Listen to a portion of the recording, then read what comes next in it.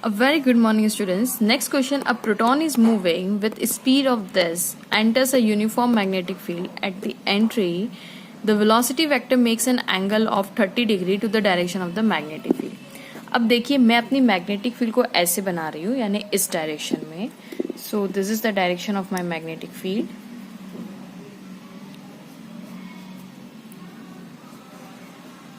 Okay, this is the direction of my magnetic field.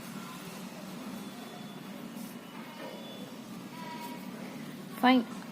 अब देखिए ये अगर मेरी डायरेक्शन ऑफ मैग्नेटिक फील्ड है तो मेरा चार्ज कुछ ऐसे एंटर कर रहा है, ठीक है, इस तरीके से. लेट्स से ये मैग्नेटिक फील्ड है तो मेरा देखिए अगर वेलोसिटी अगर ऐसे मतलब चार्ज पार्टिकल, अगर ये जो पेंसिल है आप चार्ज पार्टिकल समझिए, अगर चार्ज पार्टिकल ऐसे एंटर करता तो आप कहते हैं चार्ज पार्टिकल बिल्कुल उसकी जो वेलोसिटी है it is perpendicular to the magnetic field और वो सर्कल कंप्लीट करता है ना.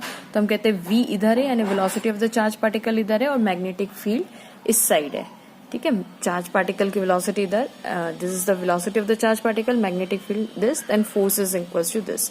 देखिए ये मेरी फिंगर्स को देखिए, अगर बाय चांस मैं सिर्फ इतना समझा रही हूँ कि अगर ये मेरी मैग्नेटिक फील्ड की डायरेक्शन है और अगर थोड़ी देर के लिए आप एज्यूम कीजिए कि मेरा जो चार्ज पार्टिकल है कुछ एंगल नहीं बना रहा, जबकि ये कुछ ऐसे है, ओके, 90 डिग्री पे, 90 डिग्री पे लगभग कुछ ऐसे है, ठीक है. तो ये चार्ज पार्टिकल इस डायरेक्शन है, मैग्नेटिक फील्ड इस डायरेक्शन है. तो this is the charge particle and this is ये मैग्नेटिक फील्ड की डायरेक्शन. तो चार्ज मैग्नेटिक फील्ड, तो फोर्स अंदर की तरफ लगेगा. लेकिन अब मैं कह रही हूँ कि थोड़ा सा हम एंगल बना देते हैं. अब चार्ज पार्टिकल और मैग्नेटिक फील्ड के बीच में एंगल है, ओके, कितना एंगल है, थीटा एंगल है. तो चलिए बनाते हैं एंगल.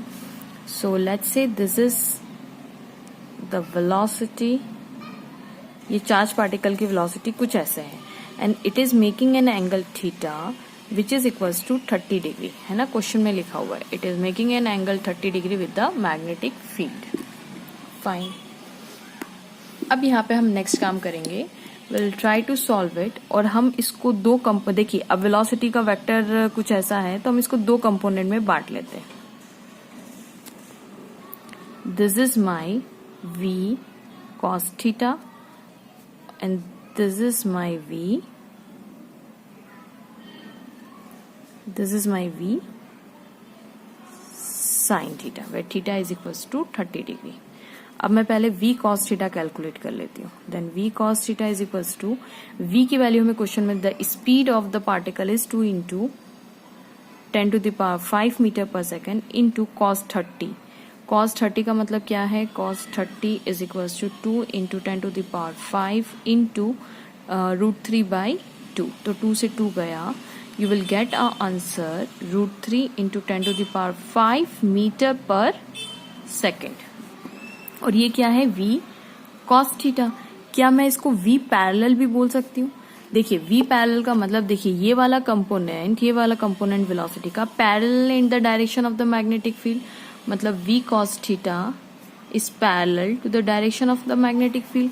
सिमिलरली अगर मैं v sin थीटा कैलकुलेट करूं then it is equals to 2 into 10 to the power 5 क्योंकि velocity into sin 30 which is equals to 1/2 into 10 to the power 5 into sin 30 की वैल्यू कितनी हो जाएगी, हाफ हो जाएगी, सॉरी ये 2 यहाँ पे है, ओके. तो ये 2 से 2 गया, you will get answer 10 to the power 5 metre पर सेकेंड. और ये वाला कंपोनेंट मैग्नेटिक फील्ड के परपेंडिकुलर है, मतलब ये v sin थीटा मैग्नेटिक कौन सा कंपोनेंट है, वेलोसिटी देखिए ऐसे जा रही है मैग्नेटिक फील्ड के ऐसे डायरेक्शन में, ठीक है.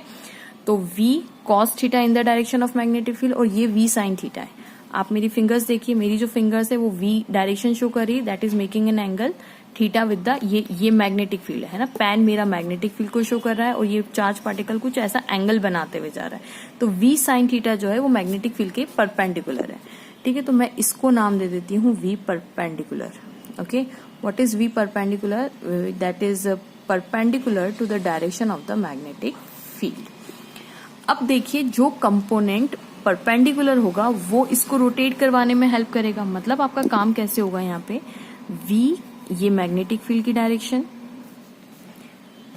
ये वाला कंपोनेंट कौन सा है, v sin थीटा, ये रिस्पॉन्सिबल होगा इसका सर्कुलर मोशन करने के लिए. तो ये इसको ऐसे सर्कुलर में लेके तो जाएगा, लेकिन v cos थीटा क्या करेगा, ये v cos थीटा यहाँ पे बैठा हुआ है, यहाँ पे v cos थीटा बैठा हुआ है, v cos थीटा, तो वो उसको आगे बढ़ाने में हेल्प करेगा। तो ऐसा होगा हेलिकल।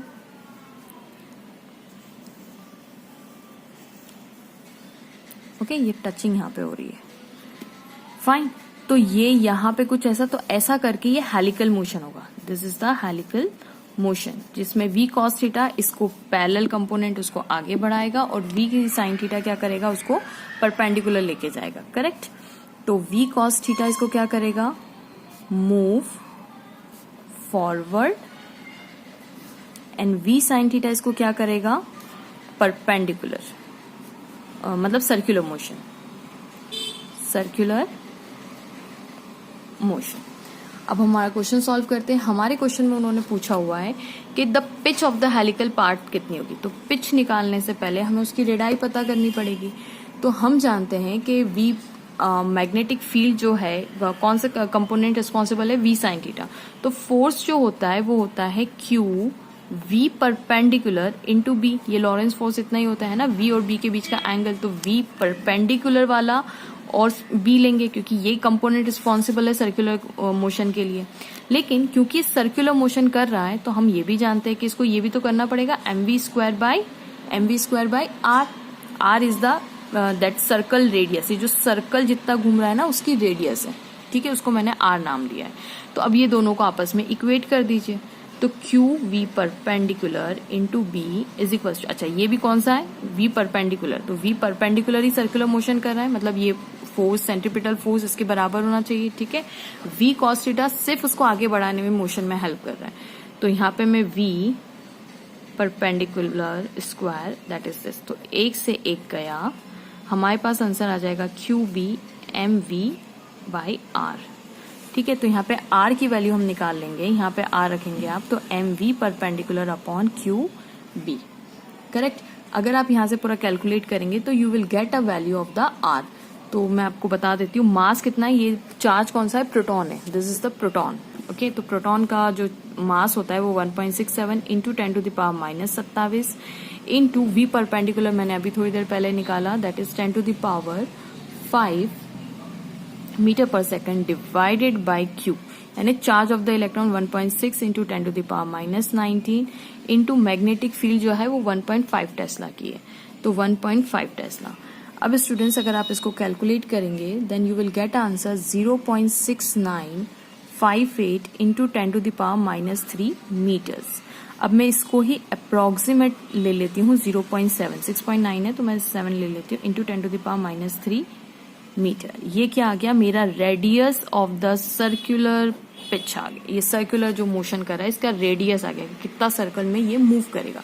ये एक सर्कल, अगर ये आगे नहीं बढ़ता तो ये ऐसे मोशन करता, करेक्ट है। अब चलिए हम आगे कैलकुलेट करते हैं। हमें निकालना क्या, हमें पिच निकालना है। अब स्टूडेंट्स पिच होती क्या है, पिच का मतलब है कि ये यहाँ पे सर्कल करता करता ये बेचारा ऐसे जाना चाहता था, लेकिन वी कॉस थीटा ने इसको आगे बढ़ा दिया। तो ये जो यहां से लेके यहाँ पे ये टच हुआ है ना, ये टच, ये एक टच, ये यहां से लेके ये टच हुआ, this is called the pitch, ठीक है। अब ये पिच किसके बराबर होगी, तो पिच बराबर होगी, पिच का मतलब क्या है, distance. Pitch is the distance between this. तो डिस्टेंस क्या होता है, distance is equal to velocity into time. तो ये वाली वेलोसिटी इतनी इसको आगे बढ़ा रही है, तो पिच होगा वेलोसिटी यानी V cos theta into time. तो कितने टाइम में इसने यहां से यहां टच किया वो टाइम पीरियड हम निकाल लेते हैं, ठीक है। तो उसने यहां से यहां, कहने का मतलब है पिच हमारे पास क्या चीज हो जाएगी, pitch is nothing but your distance, कि कितना डिस्टेंस उसने चला। तो चलने के लिए वी पैरेलल रिस्पॉन्सिबल है, इनटू टाइम कर देंगे क्योंकि आप जानते हैं distance is equal to velocity into time, ठीक है। अब हमारे पास वी पैरेलल पर हमारे पास टाइम पीरियड नहीं, क्योंकि टाइम पीरियड हमें ये वाला चाहिए। इसने यहां से यहां तक कितना टाइम पीरियड निकाला, तो ये सेमी सर्कल, मतलब ये जो सर्कल है सॉरी, इसका टाइम पीरियड निकालने के लिए डिस्टेंस अपॉन स्पीड करेंगे। पर कौन सी वेलोसिटी, ये वाले मोशन के लिए रिस्पॉन्सिबल है परपेंडिकुलर वेलोसिटी, तो हम यही वाला कैलकुलेट कर लें। तो 2πr, आर कौन सा जो अभी हमने निकाला, इस सर्कुलर पिच का, इस सर्कुलर मोशन जो ये सर्कल बना रहा है उसका रेडियस हमने निकाल लिया, divided by V perpendicular. V perpendicular भी हमारे पास है, कितना है वी परपेंडिकुलर, हमारे पास आया 10⁻⁴ 5 मीटर पर सेकेंड। ओके, तो अब हम इसको भी कैलकुलेट कर लेते हैं। तो टाइम पीरियड आ जाएगा हमारे पास that is 2 into 22/7 into radius. Radius मैंने कितनी बताई थी 0.7 इंटू 10⁻³ डिवाइडेड बाय 10⁻5। इसको आप करेंगे तो ये 0.1 और थोड़ा सा आप कैलकुलेट करेंगे तो 44 इंटू 10⁻⁻9 आ जाएगा। ओके, ये 3, ये ऊपर जाएगा 5 और 3 8 और ये एक डेसिमल भी यहाँ पे हटाएंगे तो माइनस आने आ जाएगा। क्या आया, ये सेकेंड्स में आया। अब ये वाला टाइम मतलब इस चार्ज पार्टिकल को सर्कल में यहाँ से यहाँ तक आने में कितना टाइम लगा, इतना टाइम लगा और इतनी ही टाइम में ये आगे भी बढ़ गया। तो this is called the pitch. अब ये वाली वैल्यू आप यहाँ पे पुट कर दीजिए तो PITCH पिच यानी कि distance is equal to V parallel. अब V पैरेलल कितना था हमारे पास, V पैरेलल वाला हमने निकाला था, I'll tell you V parallel यानी V cos theta which is equals to √3 into 10⁵। Okay, √3 पहले मैं फॉर्मूला लिख दूं V parallel into time which is equals to √3 into 10⁵ और ये जो टाइम है 44 into 10⁻⁻9। अगर आप इसको कैलकुलेट करते हैं then you will get answer. देखिए √3 इंटू ये √3 की वैल्यू मैंने यहाँ पे ली है 1.73। ठीक है, तो आप ये रख देंगे और 9 में से 5 गए तो 4 बचे। पहले इसका ही कैलकुलेशन कर लेते हैं। ठीक है, और यहाँ पे आंसर आपका आ जाएगा 76.12। ठीक है, अब ये क्योंकि हम लोग साइंटिफिक नोटेशन में हम जानते हैं तो अगर एक डेसिमल आप यहाँ पे शिफ्ट कर देंगे तो you will get answer 7.612 into 10⁻³ हो जाएगा।